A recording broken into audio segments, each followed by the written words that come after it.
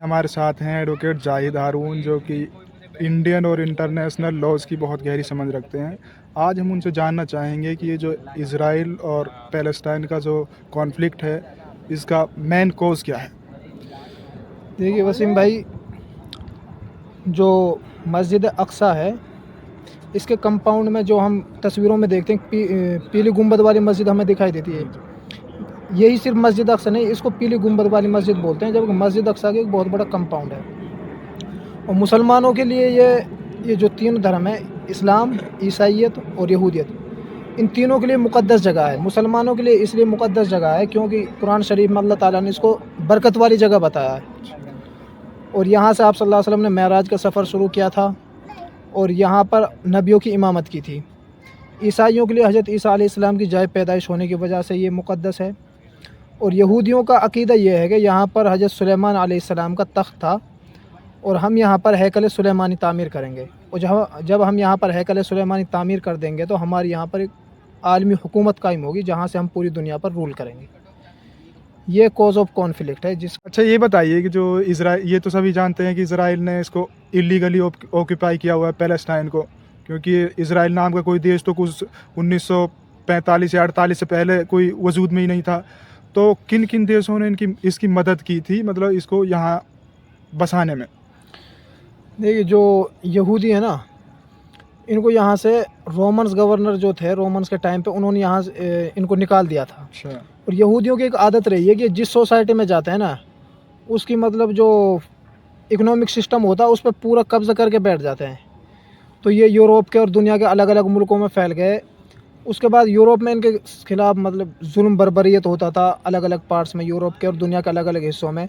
तो इन्होंने ज़रूरत महसूस की कि हमें भी अपनी एक कंट्री चाहिए जहाँ पर हम मेजॉरिटी में रह सकें। और इनका अक़ीदा ये था कि हम एक यहाँ पर फ़लस्तीन में अपनी एक आलमी हुकूमत कायम करेंगे, अपने मसीहा की हुकूमत कायम करेंगे, जहाँ से हम पूरी दुनिया पर हुकूमत करेंगे और हमारा मसीहा यहाँ पर आएगा। तो इसी सोच को लेकर 1886 या 96 में, मुझे एग्जैक्ट डेट याद नहीं है, तो इन लोगों ने वहाँ से पहला जो इनका माइग्रेशन हुआ तो वो किया था। उसके बाद 1916 में बालफोर डिक्लेरेशन पास हुआ था। ब्रिटेन ने इनसे वादा किया था कि हम तुम्हें एक मुल्क बना कर देंगे फ़लस्तीन के, और इसके मतलब फ़लस्तीन की ज़मीन पर। तो उसके बाद 1916 के बाद जब बालफोर डिक्लेरेशन पास हुआ तो इन्होंने मास माइग्रेशन किया यहाँ पर। और जब यहूदी अपने वहाँ से मतलब न्यूयॉर्क से, पेरिस से, लंदन से, दुनिया के अलग अलग हिस्सों से आते थे यहाँ पर, अपने साथ वो लड़ने वाले गुरिल्ला लेकर आते थे ताकि वो मुसलमानों से लड़ें। तो उनका कि वो यहाँ पर एक सोच लेकर आए थे कि हम मुसलमानों से लड़ेंगे, यहाँ पर इनकी ज़मीन पर कब्ज़ा करेंगे। तो इसके बाद इन्होंने मुसलमानों को मारना शुरू किया, उनकी बस्तियों को उजाड़ना शुरू किया और ये चलता रहा। 1900 जब उसने हिटलर ने इनका होलोकॉस्ट किया, उसके बाद एकदम इसमें इनके जो माइग्रेशन था उसमें सैलाब सा आ गया। तो 1948 में ब्रिटेन और वेस्टर्न कंट्रीज़ की मदद से और यूनाइटेड नेशन की मदद से एक इलीगल गाज़िब सहूनी रियासत का क़याम वजूद में आया, जो कि मुसलमानों के सीने पर एक खंजर घोंप गया था। तो इसमें जो हाथ रहा है इनको स्थापना करने में, इसको कायम करने में, वो वेस्टर्न कंट्रीज़ का, स्पेशली ब्रिटेन का हाथ रहा है और यूनाइटेड नेशन का हाथ रहा है। तो हमें ये और बताइए कि बहुत से देश, मतलब एक देश टूटता है उसमें से दूसरा देश बन जाता है, मतलब इसराइल का भी जैसे वजूद मतलब ये वजूद में आया। तो मतलब अब क्या वजह है इस मतलब कॉन्फ्लिक्ट की, और इसके क्या क्या कॉन्सिक्वेंसेस हो सकते हैं, बताइए जी। देखिए, जैसे इंडिया से पाकिस्तान बना, पाकिस्तान से बांग्लादेश बना, इसी तरह चाहे किसी भी तरह है वो इल्लीगली या गाज़िब तरीके से, जुल्म ज़बर के तरीके से इज़राइल का वजूद क़याम आ गया। लेकिन इज़राइल का जो मकसद है और इनका जो अक़ीदा है वो सिर्फ़ फ़लस्तीन पर कब्ज़ा करना नहीं है। इनका जो अक़ीदा है वो ये है कि हम एक ग्रेटर इज़राइल का क़याम करेंगे, जिसमें तुर्की का कुछ हिस्सा और अरब कंट्रीज़ जो शाम है, लेबनान, जॉर्डन वगैरह हैं, और सऊदी का कुछ हिस्सा, ये सारे शामिल हैं। इज़राइल यहीं पर नहीं रुकने वाला, ये इन सब देशों पर भी कब्ज़ा करेगा। और आपने देखा होगा इसी के लिए अभी अब्राहम अकॉर्ड किया गया था, जिसमें नॉर्मलाइजेशन कोशिश की जा रही है कि अरब कंट्रीज़ के साथ अपने रिलेशंस को सुधारा जाए। और ज़्यादातर अरब कंट्रीज़ के रिलेशन हैं बैकडोर में उनसे, मतलब यूएई तो खुला सपोर्ट करता है, सऊदी के भी हैं, जॉर्डन वगैरह, मिस्र वगैरह के पहले से ही हैं। तो इसका जो कॉन्सिक्वेंस होगा वो अल्लाह के रसूल की अहादीस और पैशन को ही है। उसकी रोशनी में ये है कि अल्लाह के रसूल ने एक बार कहा था कि वैलुल लिल अरब मिन शर्रिन कद इक़्तरब, और अल्लाह के रसूल ने 3 बार ये दोहराया था कि अरबों के लिए तबाही हो, तबाही हो, तबाही हो, और वो वक्त करीब है। तो अरबों की जो पॉलिसी है उसको देखकर ऐसा लगता है कि जब पूरी दुनिया इसके खिलाफ सरापा एहतिजाज है इस जुल्म के खिलाफ, लेकिन अरब कुछ बोल नहीं रहे हैं, ना कुछ इसके खिलाफ एक्शन ले रहे हैं। वहाँ पर जो बच्चों को, मासूम शहरियों को मारा जा रहा है, मुक़द्दस मकामात की बेहुरमती की जा रही है। तो उस अहादीस को और उन पेशन गोइयों को देखकर ऐसा लगता है कि जो अरबों की तबाही का वक्त है वो बिल्कुल करीब है, और ये जंग यहाँ रुकने वाली नहीं है।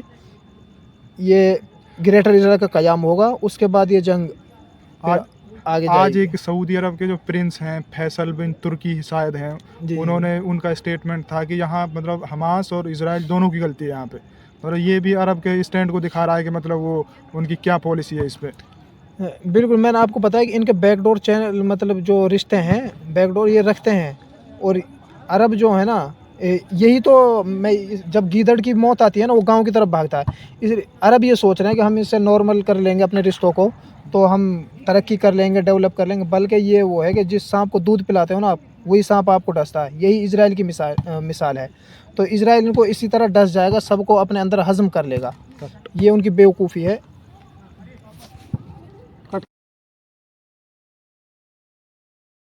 तो एडवोकेट साहब, हम आपका मतलब ज़्यादा टाइम नहीं लेंगे, लास्ट में हमें ये बता दीजिए कि ये इज़राइल और फ़लस्तीन का जो मसला जो है, इस पे हमारे देश का पहले क्या स्टैंड था, अब क्या है, क्या उसमें कोई चेंजेस हुए हैं या फिर हमारा वही स्टैंड है?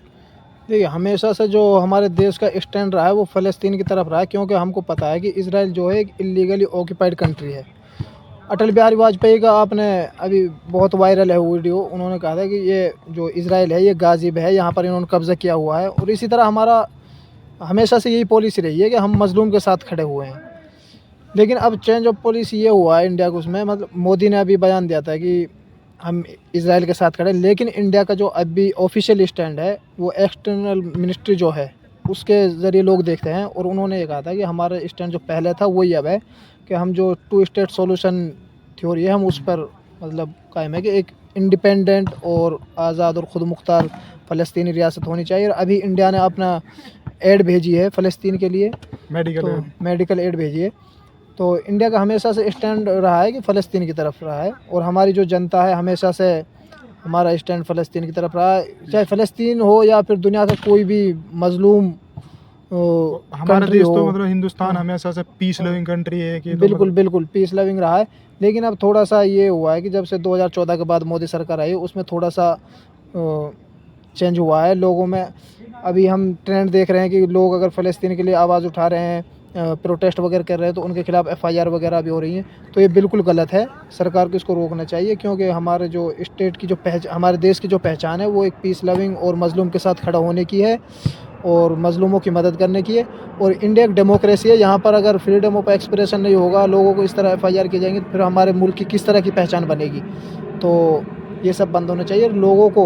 मैं लोगों से अपील करता हूँ कि उनको फ़लस्तीन के साथ खड़ा होना चाहिए और ज़ालिम के ख़िलाफ़ बोलना चाहिए, चाहे वो कोई भी हो। यही हमारा स्टैंड है, और एक इंसान का यही स्टैंड होना चाहिए। Please do share, subscribe and like our channel, and put your thoughts in comment box. Thanks for watching.